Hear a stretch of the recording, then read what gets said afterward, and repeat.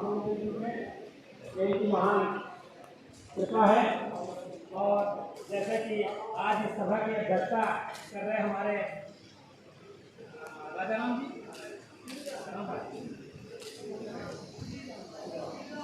श्री राम जी, जो हमारे पिता तुल्य हैं, आज इसके विराजमान है, जिनको चौकीदार के विषय में बहुत अनुभव है और हमारे मंच पर बैठे हुए हमारे मंचासीन नेता का, जिसमें राष्ट्रीय अध्यक्ष श्रवण पासवान जी हैं, सुरेंद्र कुमार गौतम बस्ती से हैं, मंसूर जी हैं, सचिन जी हैं, ठाकुर चरण सिंह हैं, हमारे तमाम प्रदेश अध्यक्ष हैं। तमाम यहाँ 3-3, 4-4 संगठनों को मिला करके एक संगठन आज कर दिया गया है। आप लोगों को मालूम होना चाहिए, चौकीदार एक मंच पर आ गया है, इसके लिए एकदम जोरदार ताली होनी चाहिए आपको।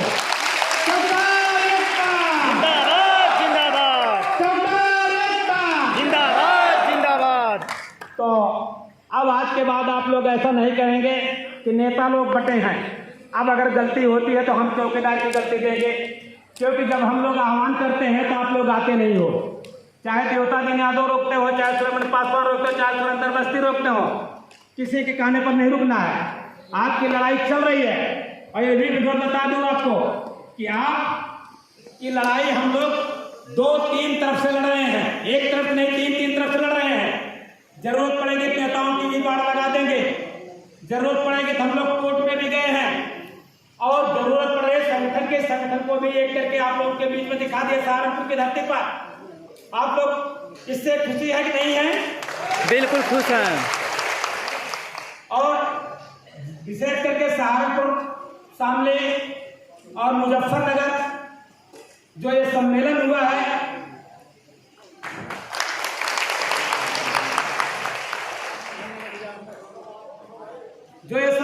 है, यहाँ के कार्यकर्ताओं को, यहाँ के पदाधिकारियों को, यहाँ के चौकीदारों का मैं देवता दिन यादव चौकीदार अधिकार मोर्चा की तरफ से अभिनंदन, वंदन एवं स्वागत करता हूँ।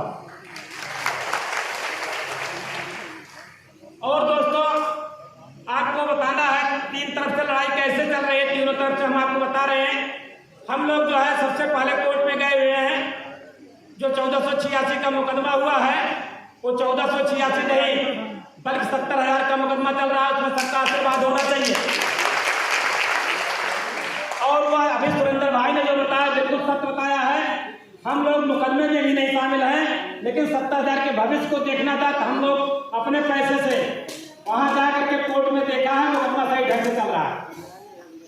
इसमें हमारे कुछ बंधु हैं, मैं उनको आग्रह करना चाहता हूं जो 50 साल के ऊपर, 60 साल के ऊपर चले गए हैं। ऐसे बंधुओं को मैं यही कहना चाहता हूं मंच के माध्यम से कि आप लोग अपने स्थान पर अपने बच्चों को रखवा लीजिए, ज्यादा अच्छा होगा, क्योंकि आने वाला दिन जो है वो बड़ा कठिन है। आज भी देखते हुए चौकीदारों की मारामारी कितनी तेज हो रही है। जब यही चौकीदार प्रथा जब शुरुआत हुआ था 1861 से, तब कोई चौकीदारी करने के नहीं तैयार था। हमारे पास खुद जो है 8 गांव का चौकीदार था, लेकिन आज 1 गांव का चौकीदार हूँ। इसलिए आप लोगों से आग्रह करता हूँ जो 60 साल के ऊपर हो गए हैं, वो अपने लड़कों को जिलाधिकारी के यहाँ जाकर के कह दें कि मैं महोदय कार्य करने में अक्षम हूँ, अर्थात हमारे लड़के को हमारे स्थान पर नियुक्त किया जाए।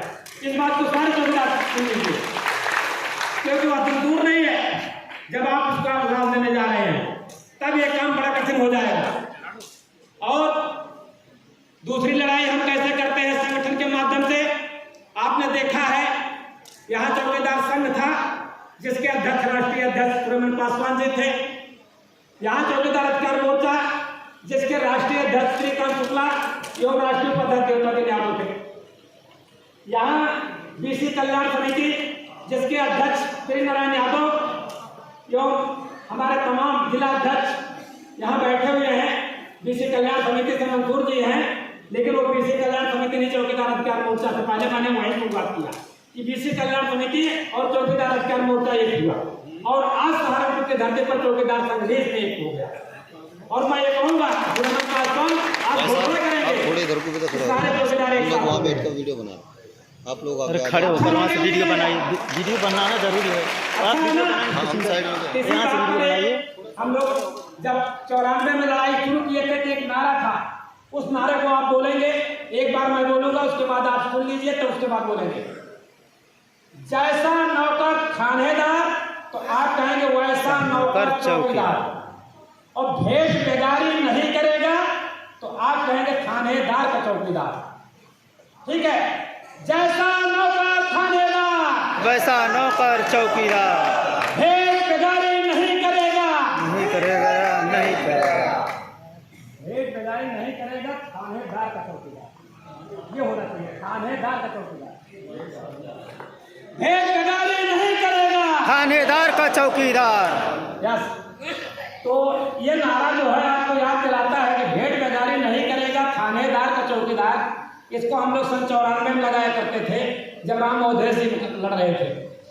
तो इस नारे में दम था, इस नारे की एक कहावत थी कि आप संगठित हो जाओ, आपसे कोई बेगार नहीं ले सकता।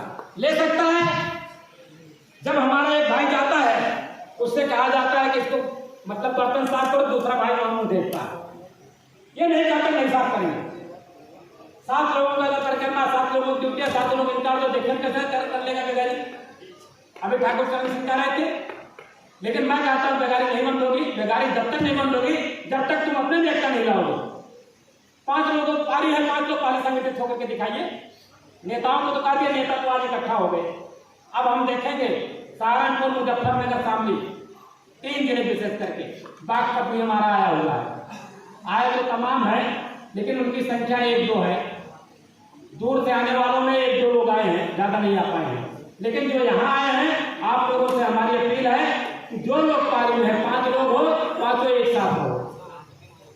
और किसी के साथ अगर अन्याय होता है तो 5 लोग खड़े हो जाएंगे। खड़े हो जाएंगे ना? ठीक है, ये दूसरी लड़ाई है संगठन की तरफ से, हो गया ना।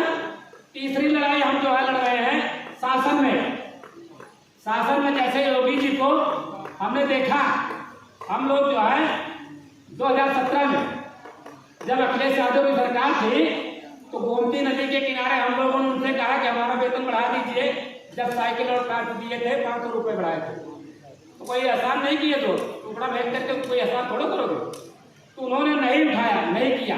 तो हम लोगों ने गंगा के किनारे कसम खा करके ये कहा कि आज के बाद से इस सरकार को हराना। उसके बाद राजनाथ सिंह, भूपेंद्र यादव, ये दोनों बुलवाए हम लोगों को भाजपा कार्यालय पे। हम लोग स्वयं नहीं गए, वो बुलवाए। उन्होंने कहा कि भाई आप हमारी सरकार बनवाइए, हमारे केंद्र में सरकार है, अगर हमारे राज्य में सरकार आ जाएगी तो हम आपको चतुर्थ श्रेणी का दर्जा देंगे, अगर नहीं आती है तब भी हम एक सम्मानजनक वेतन देंगे। तो हमने कहा महोदय सम्मानजनक वेतन होगा क्या?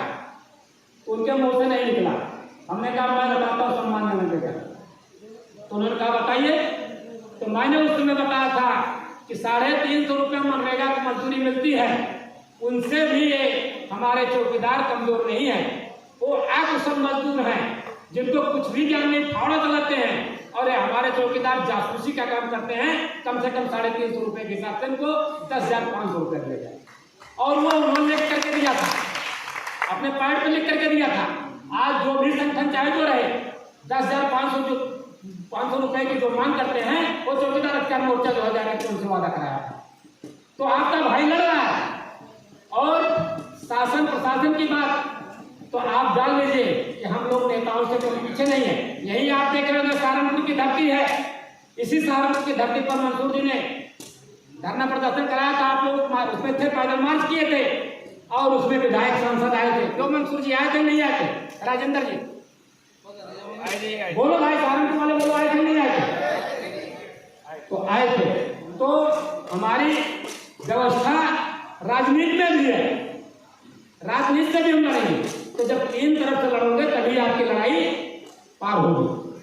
अच्छा, रही बात उसकी, तो जैसे हमारे मतलब पूर्वांचल में कहते हैं, यहाँ तो नहीं बता सकते हैं, जो आप देखते हैं वो काड़ी नहीं होती, काड़ी, और एक उसमें होता दुर्मुख फूलने के लिए, धान कूटने के लिए ओखली बोलते हैं। क्या बोलते हैं? ओखली। मूसर और ओखली, मूसर और ओखली, मूसर और ओखली को धान कूटना हो, उस पर माला चढ़ाया जाए, कूटेगी? बोलो भाई, नहीं कूटेगी ना। सरकार ऐसे आपको दे देगी चतुर्पद कर्मचारी, उसके लिए क्या करना पड़ेगा? ओखली को चलाना पड़ेगा। जब ओखली चलेगी तब धान निकलेगा। तो जब आप संगठित होकर के धरना प्रदर्शन करोगे तो आपका वेतन बढ़ेगा।